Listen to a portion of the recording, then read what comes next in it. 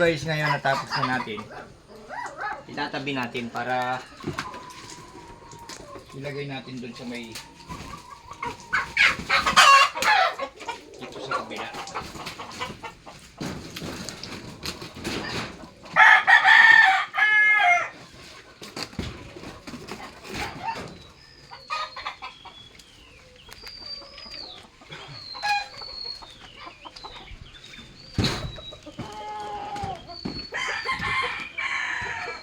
Itatawag lang natin para matutuyo siya.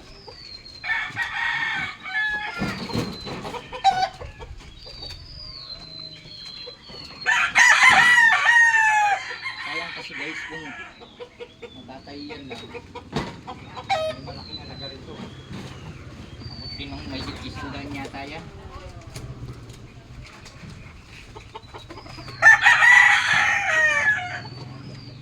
Ayan guys, tignan nyo yung aking munting manukan. Ayan. Puro mga nandun sa kulungan, nakaakit sila kasi gawa nung parang maglalaban na naman yung mayari.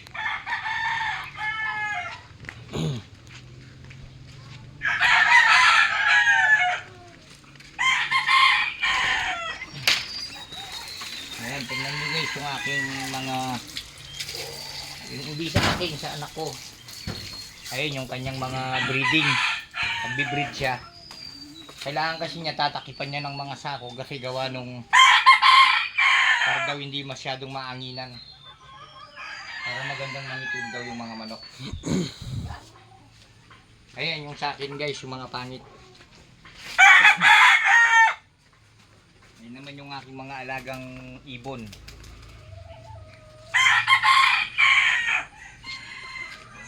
Okay guys, pasyalan natin yung aking mga kurkukok. Maglilinis tayo ngayon guys. Para ito naman yung aking alagang kalapati guys, ayan.